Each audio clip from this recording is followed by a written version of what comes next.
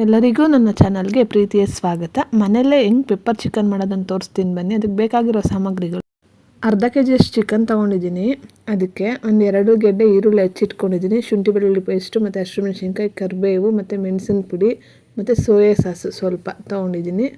ಶುಂಠಿ ಬೆಳ್ಳುಳ್ಳಿ ಒಂಚೂರು ನೀರು ಹಾಕ್ದಂಗೆ ಗ್ರೈಂಡ್ ಮಾಡಿ ಇಟ್ಕೊಂಡಿದ್ದೀನಿ. ಮತ್ತು 1 ಟೊಮೆಟೊ ಹೆಚ್ಚಿಟ್ಕೊಂಡಿದ್ದೀನಿ, ಸ್ವಲ್ಪ ಕೊತ್ತಂಬರಿ ಸೊಪ್ಪು ತೊಗೊಂಡಿದ್ದೀನಿ.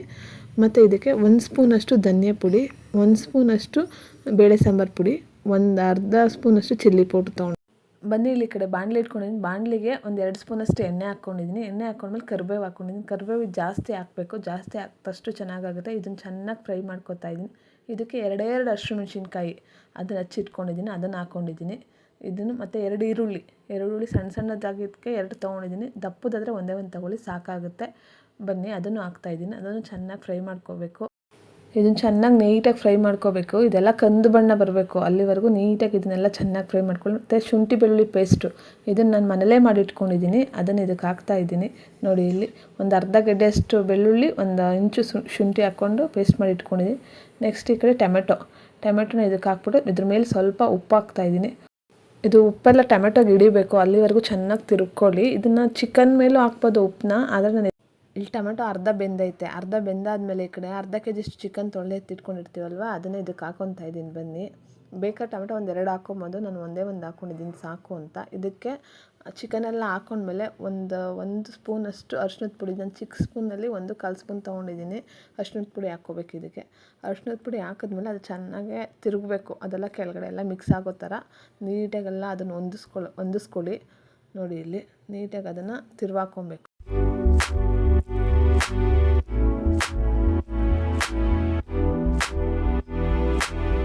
ಇದು ಚೆನ್ನಾಗಿ ಮ್ಯಾರಿನೇಟ್ ಆಗೋಕ್ಕೆ ಮುಚ್ಚಿಬಿಟ್ಟು ಒಂದು 5 ನಿಮಿಷ ಬಿಡಬೇಕು.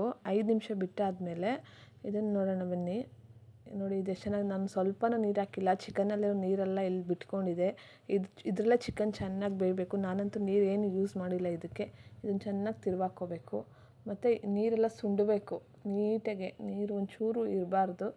ಇದಕ್ಕೆ 1-2 ಸ್ಪೂನಷ್ಟು ಪೆಪ್ಪರ್ ಪೌಡ್ರ್ ಹಾಕ್ಕೋತಾ ಇದ್ದೀನಿ. ಬನ್ನಿ, ಇಲ್ಲಿ ಇದರಲ್ಲಿ ಕುಟ್ಟಿ ಪುಡಿ ಮಾಡ್ಕೊಂಡಿದ್ದೀನಿ, ಹುರಿದಿಲ್ಲ, ಏನೂ ಮಾಡಿಲ್ಲ. ಮಾಮೂಲಿ ಪೆಪ್ಪರ್ ಇರುತ್ತಲ್ವ, ಕಾಳು ಮೆಣಸಿನ ಪುಡಿ ಹಾಕ್ಕೊತಾ ಇದ್ದೀನಿ. ಬನ್ನಿ, ಇದಕ್ಕೆ ನೆಕ್ಸ್ಟು ಬೇಳೆ ಸಾಂಬಾರು ಪುಡಿ ಹಾಕ್ಕೊತಾ ಇದ್ದೀನಿ, ಒಂದು ಅರ್ಧ ಸ್ಪೂನಷ್ಟು. ಮತ್ತು ಧನಿಯಾ ಪುಡಿ, ಮನೇಲೇ ಮಾಡ್ಕೊಂಡಿರುವಂಥ ಧನಿಯಾ ಪುಡಿ 1 ಸ್ಪೂನಷ್ಟು ಹಾಕ್ಕೊತಾ ಇದ್ದೀನಿ. ಮತ್ತು ಚಿಲ್ಲಿ ಪೌಡ್ರು, ಈಗಾಗಲೇ ಖಾರಕ್ಕೆ ಮೆಣಸು ಮತ್ತು 1-2 ಹಸಿಮೆಣಸಿನ್ಕಾಯಿ ಹಾಕಿದ್ದೀವಿ.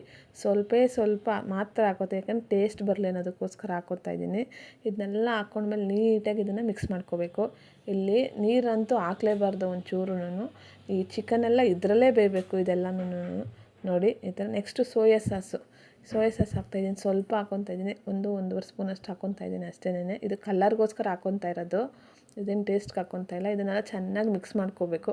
ಪೆಪ್ಪರ್ ಚಿಕನ್ ಅಂದರೆ ಅದು ಬ್ಲ್ಯಾಕ್ ಕಲರ್ ಬರಬೇಕಲ್ವ, ಪೆಪ್ಪರ್ ಪೌಡ್ರು ನ್ಯಾಚುರಲ್ ಆಗಿರೋದು ಹಾಕಿದ್ರೆ ಅಷ್ಟು ಕಲರ್ ಬರಲ್ಲ, ಹಂಗಾಗಿ ಇದು ಹಾಕೋತಾ ಇದ್ದೀನಿ. ನೆಕ್ಸ್ಟ್ ಇದಕ್ಕೆ ಕೊತ್ತಂಬರಿ ಸೊಪ್ಪು ಹಾಕ್ಕೊತಾ ಇದ್ದೀನಿ. ಕೊತ್ತಂಬರಿ ಸೊಪ್ಪು ಹಾಕ್ಕೊಂಡ್ಮೇಲೆ ಇದಕ್ಕೆ ಕಾರ್ನ್ಫ್ಲೋರ್ ಬೇಕಾದರೂ ಕಲಿಸ್ಬಿಟ್ಟು ಹಾಕ್ಕೊಬೋದು 1 ಸ್ಪೂನಷ್ಟು. ಬಟ್ ನಾನು ಹಾಕ್ಕೊತಾ ಇಲ್ಲ, ಇದು ಯಾಕೆಂದರೆ ಸೈಡ್ ಡಿಶ್ಶಾಗಿ ಮಾಡ್ತಾ ಇರೋದ್ರಿಂದ. ಅಕಸ್ಮಾತ್ ನೀವು ಅನ್ನಕ್ಕೆ, ಚಪಾತಿಗೆ, ದೋಸೆಗೆ ಬೇಕು ಅಂದರೆ ಹಾಕ್ಕೊಬೋದು. ಇದನ್ನೆಲ್ಲ ನೀಟಾಗೆಲ್ಲ ತಿರುವಿದ್ಮೇಲೆ ಇದನ್ನು ಒಂದು 5 ನಿಮಿಷ ಕ್ಲೋಸ್ ಮಾಡಿ ಇಟ್ಬಿಡ್ಬೇಕು.